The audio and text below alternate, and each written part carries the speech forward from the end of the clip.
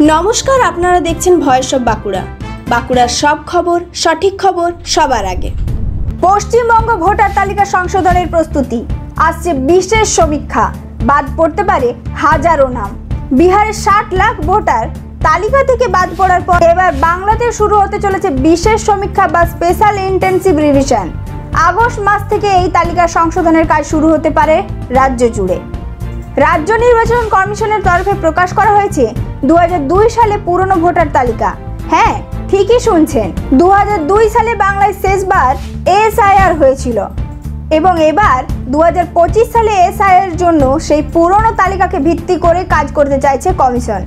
এদিকে ইতিমধ্যেই অনলাইনে প্রায় লক্ষাধিক মানুষ ভোটার তালিকা সংশোধনের জন্য আবেদন করেছেন। এর মাঝে সুপ্রিম কোর্টে এসআইআর নিয়ে মামলা হলেও আদালত জানিয়েছে এটি নির্বাচন কমিশনের বিষয়, তারা হস্তক্ষেপ করবে না। কিন্তু কিভাবে ঠিক হবে আপনি বৈধ ভোটার কিনা? নির্বাচন কমিশন ঠিক করেছে মোট 11টি নির্দিষ্ট নথির ভিত্তিতে যাচাই করা হবে একজন ভোটারের বৈধতা।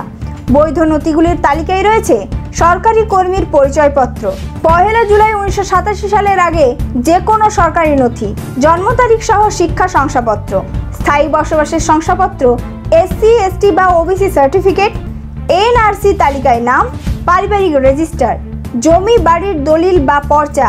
কিন্তু জানেন কি, আধার কার্ড, ভোটার আইডি ও রেশন কার্ড, এই 3টি গুরুত্বপূর্ণ নথি এই যাচাইয়ের জন্য মানা হচ্ছে না। সুপ্রিম কোর্ট অবশ্য আধার ও এপিককে নথি হিসেবে গণ্য করার কথা পুনর্বিবেচনা করতে বলেছে কমিশনকে, তবে কোনো নির্দেশ দেয়নি শীর্ষ আদালত। এই নিয়ে শুরু হয়েছে বিতর্ক। অনেকেই বলছেন এসসি এসটি সার্টিফিকেট কিংবা জমির নথিতে জন্ম তারিখ লেখা থাকে না, তাহলে এই ভিত্তিতে কিভাবে যাচাই হবে একজন নাগরিকের নাগরিকত্ব? বিরোধীদের অভিযোগ, ভোটার তালিকা সংশোধনের নামে ঘুরপথে এনআরসি করতে চাইছে কেন্দ্র সরকার। এই পুরো প্রক্রিয়া ও তার পেছনের কৌশল নিয়ে কি ভাবছেন আপনি? নিচে কমেন্ট করে জানান।